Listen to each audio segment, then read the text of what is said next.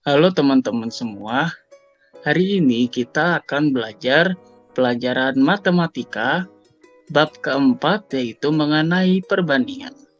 Nah, aku bakal perkenalan diri dulu nih. Nama aku Nadif dan aku akan ditemani oleh Kak Gerald untuk membahas materi ini.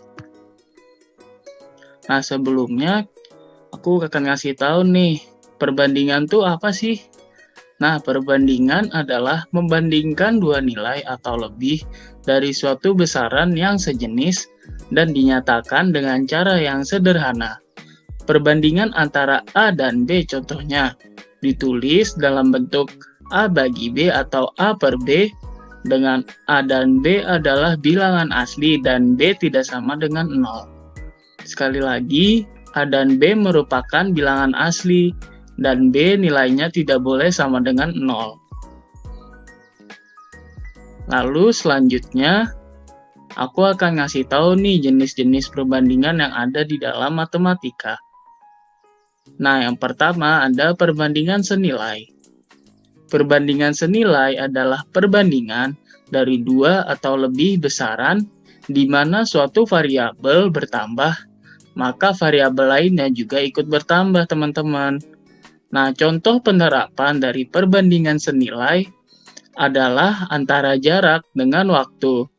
Jadi, semakin banyak atau semakin jauh jarak yang ingin ditempuh, maka waktu yang diperlukan untuk sampai ke tujuan juga akan semakin banyak. Itu mengapa jarak dan waktu merupakan contoh dari perbandingan yang senilai, di mana keduanya akan ikut bertambah ketika salah satunya bertambah. Nah, yang kedua ada perbandingan berbanding terbalik. Perbandingan berbanding terbalik adalah perbandingan dari dua besaran di mana suatu variabel bertambah, maka variabel lainnya akan berkurang. Ini merupakan kebalikan dari contoh perbandingan senilai. Nah, penerapan perbandingan berbanding terbalik bisa diterapkan pada saat yaitu debit air dengan waktu. Jadi ketika kita ingin mengisi suatu wadah, jika debit air yang keluar dari keran semakin deras, maka waktu yang diperlukan untuk mengisi wadah tersebut akan semakin sedikit. Nah, jadi kita akan membahas yang pertama yaitu jarak dan waktu. Jarak dan waktu merupakan penerapan perbandingan senilai teman-teman seperti yang udah tadi disebutkan. Nah, semakin jauh jarak yang ditempuh, maka semakin lama juga waktu tempuhnya.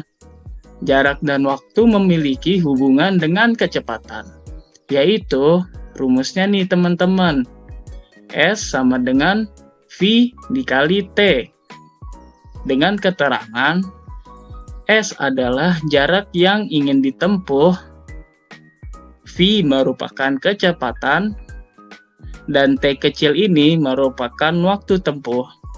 Diulangi, S merupakan jarak yang ditempuh, V adalah kecepatan, dan T kecil merupakan waktu tempuh. Nah, untuk menambah wawasan teman-teman semua, teman-teman bisa nih melihat konversi beberapa satuan waktu. Untuk lebih jelasnya, teman-teman bisa lihat di modul teman-teman semua ya, di bab keempat mengenai perbandingan. Nah, di sini terdapat contoh soalnya, teman-teman. Ini merupakan contoh cerita dari Aisyah yang melakukan perjalanan dari Jakarta menuju Bandung selama 2 jam menggunakan mobil. Mobil tersebut melaju dengan kecepatan 60 km per jam. Jadi yang ditanya adalah berapa kilometer jarak dari Jakarta ke Bandung. Nah, kita sudah mengetahui nih teman-teman di mana Jakarta menuju Bandung yang ditempuh oleh Aisyah adalah selama 2 jam menggunakan mobil. Jadi seperti yang kita sudah ketahui tadi, waktu tempuhnya kita sudah mengetahui nih teman-teman, yaitu 2 jam. Jadi di sini waktu tempuhnya adalah 2 jam dan kecepatannya adalah 60 km per jam. Dan yang ditanya adalah jarak tempuh yang ditempuh oleh Aisyah. Jadi kita sudah menemukan V-nya yaitu 60 km per jam. Waktu tempuhnya T sama dengan 2 jam. Dan yang ditanya adalah S. Jadi kita tinggal masukin aja teman-teman rumusnya. S adalah jarak, sehingga S sama dengan V dikali T. Nah, tadi kita udah tahu kan, awalnya 60 km per jam adalah kecepatannya, dan 2 jam adalah waktu tempuhnya. Jadi kita kali saja langsung, 60 km per jam dikali 2 jam sama dengan 120 km. Jadi jarak antara Jakarta menuju Bandung yang ditempuh oleh Aisyah adalah 120 km. Begitu teman-teman.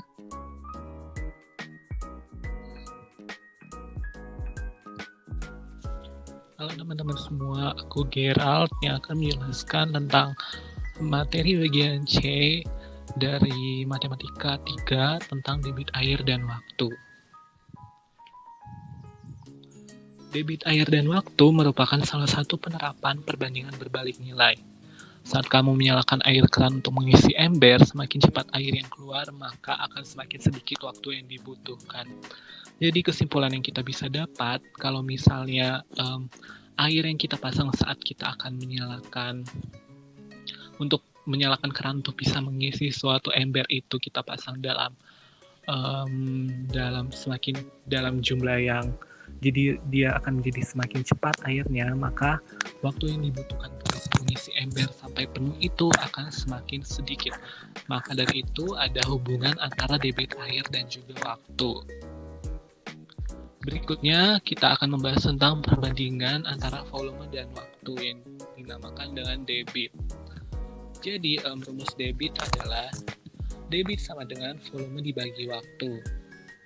Sedangkan dari rumus debit ini kita bisa mendapatkan bahwa waktu adalah volume dibandingkan dengan debit dan volume adalah debit dikalikan dengan waktu. Volume dan waktu ini memiliki satuannya ini teman-teman. Kalau volume dari debit air itu satuannya adalah liter, maka di sini ada tangga satuan liter. Sedangkan waktu satuannya bisa jam, menit ataupun detik tergantung bagaimana yang diminta dalam soal. Bisa kita lihat untuk bisa memperdalam satuan dari volume itu sendiri yaitu liter, kita bisa lihat nih tangga satuan liter namanya, seperti tangga satuan meter yang bisa kita tahu ini itu sama nih teman-teman konsepnya. Bisa kita lihat ini semua nama-namanya, kiloliter, hektoliter, dekaliter, liter, dan lain-lain. Dan juga konsepnya juga sama nih, setiap dia turun satu tingkat berarti akan dikalikan dengan 10, dan setiap dia naik satu tingkat akan dibagi dengan 10. Coba kita lihat di sini, 1 kiloliter sama dengan 10 hektoliter.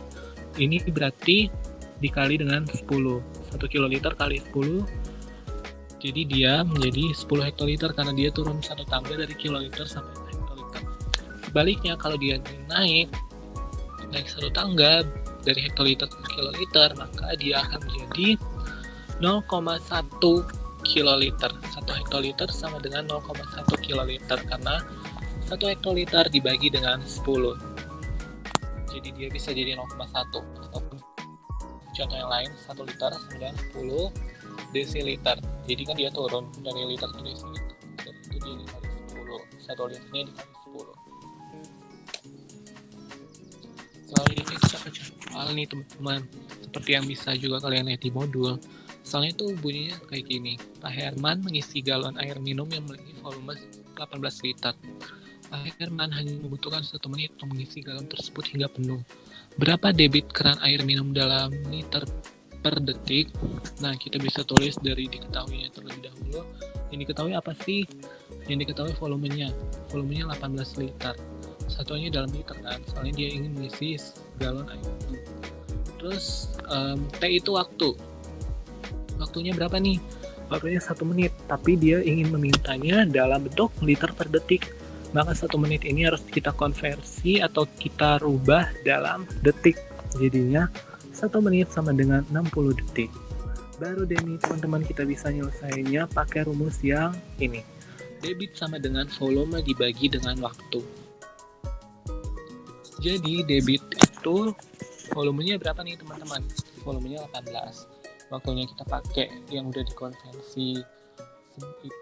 dikonversi ataupun dirubah itu 60 detik, maka debit sama dengan 18/60 sama dengan 3/10 ataupun 0,3 liter per detik. Kalau misalnya dia mintanya dalam menit, maka 18 dibagi 1 menit langsung aja teman-teman, jadinya dia 18. Oke, sekian untuk materi hari ini. Untuk lebih jelasnya, kalau ada pertanyaan kalian bisa diskusikan dengan volunteer teacher. Terima kasih.